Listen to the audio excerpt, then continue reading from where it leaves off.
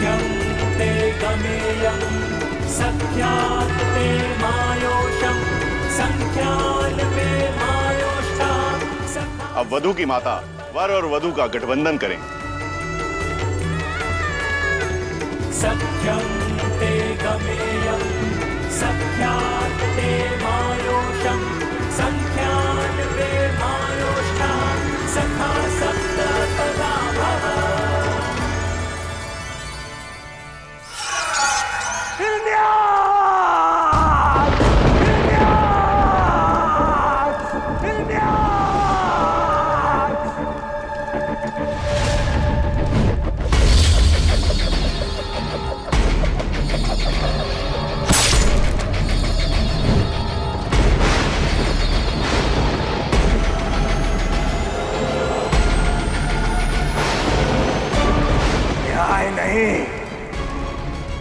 अन्याय और अधर्म की स्थापना करूंगा मैं।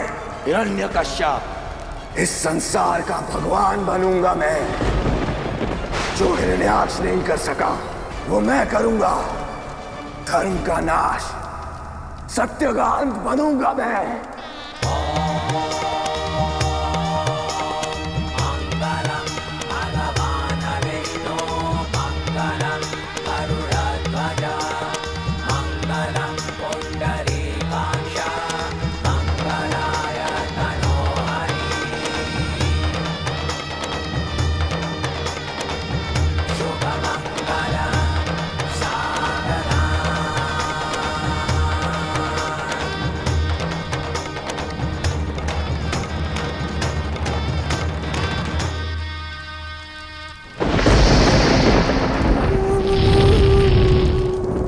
इस संसार का नियंत्रण नारायण से नहीं, मुझसे होगा। अब संसार का ईश्वर नारायण नहीं, हिरण्यकश्यप है।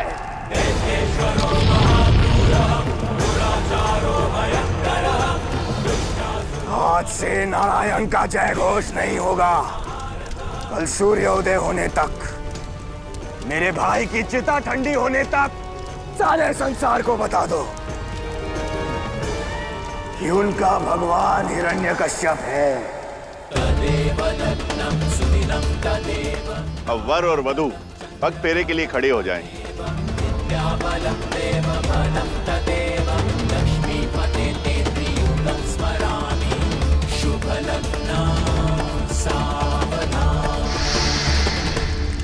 मेरे भाई के हत्यारे नारायण, सुन लो। कुछ क्षण के लिए और अपने भगवान होने का आनंद उठा लो, क्योंकि कल से संसार को नया भगवान मिलेगा, हिरण्यकश्यप।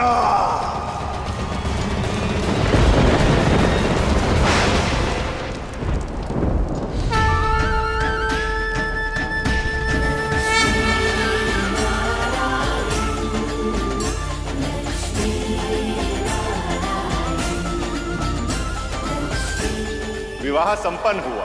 लक्ष्मी नारायण की जय। लक्ष्मी नारायण की जय। लक्ष्मी नारायण की जय।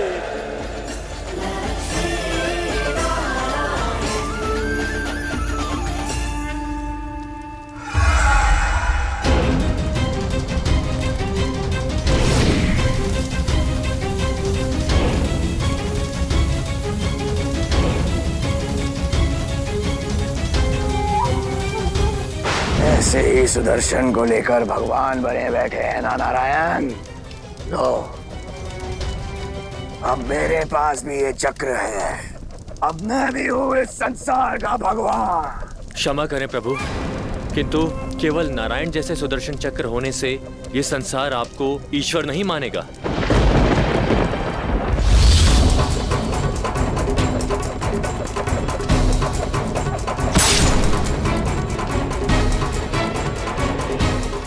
मूर्ख कहीं का।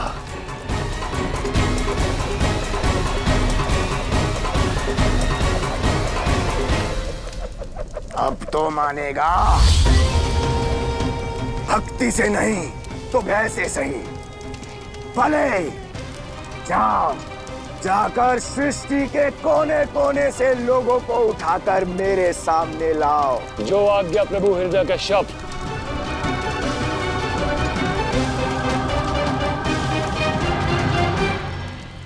आशीर्वाद दे ऋषि काव्य माता। और नए वैवाहिक जीवन के लिए आज्ञा भी। आशीर्वाद तो हमें चाहिए कि युगों युगों तक संसार को लक्ष्मी नारायण से हमारे संबंध का स्मरण रहे। श्रीहीन होने का श्राप मिलने के पश्चात भी मैं आपको श्राप देती हूँ। इस क्षण से समस्त ऋषि समाज में ये लक्ष्मी वास नहीं करेगी। स्वयं लक्ष्मी एक पुत्री के रूप में हमारे घर में जन्मी थी, ये स्मरण रहे। संसार को ये स्मरण रहे कि प्रतिशोध को प्रेम से हराया था और दंड नहीं, दान के रूप में हमें सुख और समृद्धि दी थी। अवश्य। इसलिए आज के बाद जिस घर में भी पुत्री का जन्म होगा, उसका अर्थ यह समझा जाएगा कि उनके घर साक्षात लक्ष्मी ने जन्म लिया है।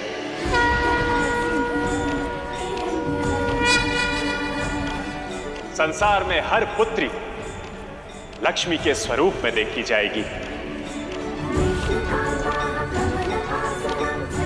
और संसार की सभी पुत्रियां समृद्धि की देवी लक्ष्मी ही होंगी, क्योंकि उनके आगमन से घर सुख और समृद्धि से भर जाएगा। कयाधु, ये समय हिरण्याक्ष की मृत्यु पर आश्रु बहाने का नहीं है, अपितु तुम्हारे पति इस संसार के नए भगवान के नाम की तपस्या का है।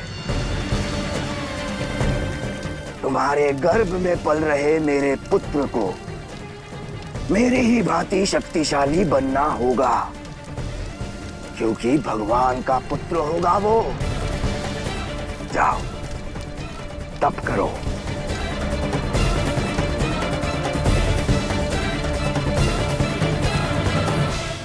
धीरे धीरे सारे संसार में मेरे नाम की कीर्ति फैलेगी। मेरा तप होगा, मेरी पूजा होगी, और जब इस भगवान का नाम बढ़ेगा तो लक्ष्मी नारायण का नाम स्वयं ही लुप्त हो जाएगा। और यही नहीं, संसार में जहां भी प्रेम से नारायण का नाम लिया जाएगा, वहां सदैव लक्ष्मी वास करेंगी।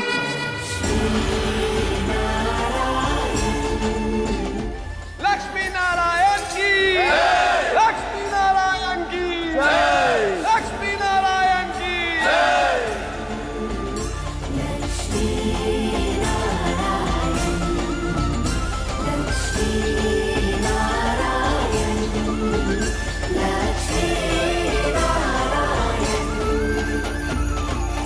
महाबली असुर की, महाबली असुर की, महाबली असुर की।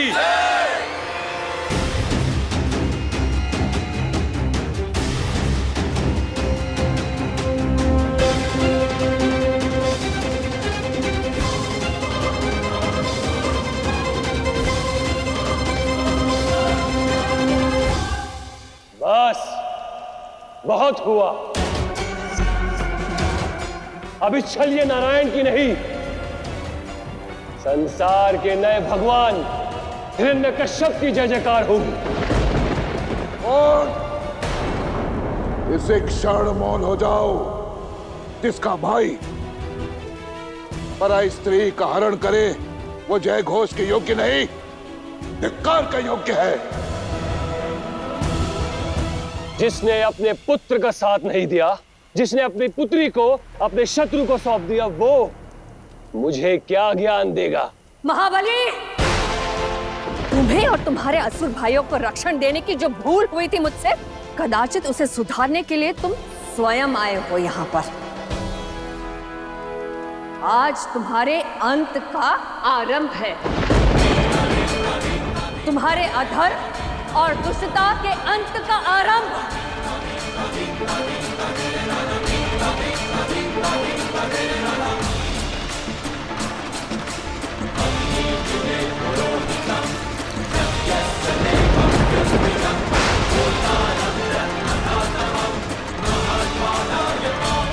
मैं भृगु पत्नी काव्या अपने तपोबल का आह्वान करती हूं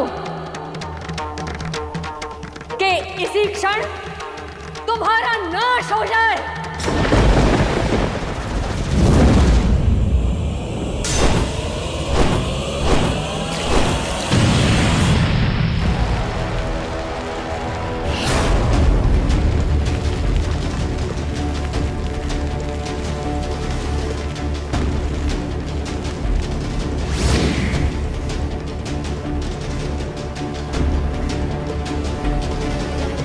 ये सब कहाँ गए? ये छल है बलि का। उसने शस्त्र प्रहार के लिए नहीं, अपहरण के लिए संधान किया था। वही ले गया है सबको।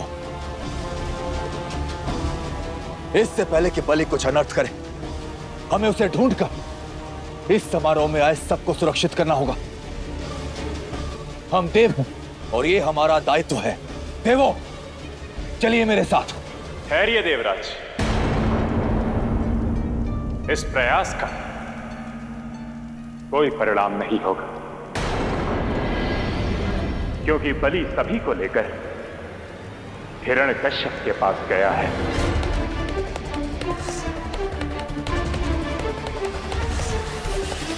तुम्हारी पीड़ा का आभास है मुझे, किंतु इसका कारण मैं नहीं, तुम्हारे नारायण हैं। और इस समय हिरण्यकश्यप के बंधन से किसी को भी मुक्त कराना ना ही आपके लिए संभव है और ना ही मेरे लिए। अब दो विकल्प हैं तुम्हारे पास, नारायण या हिरण्यकश्यप। अर्थात हम मूक दर्शक बने हिरण्यकश्यप के अत्याचार देखते रहेंगे नारायण? नहीं देख, अत्याचार और अत्याचारी दोनों का ही अंत निश्चित है, किंतु उचित समय आने पर। जो समय है उसे छोड़कर किस पल की प्रतीक्षा करें नारायण? पाप के विरुद्ध ना आप लड़ रहे हैं और ना मुझे लड़ने दे रहे, तो कैसे होगा उसका अंत?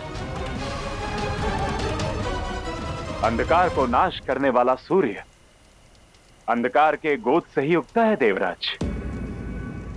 पाप के अंधकार को दूर करने के लिए सूर्य की किरण उदित हो चुकी है।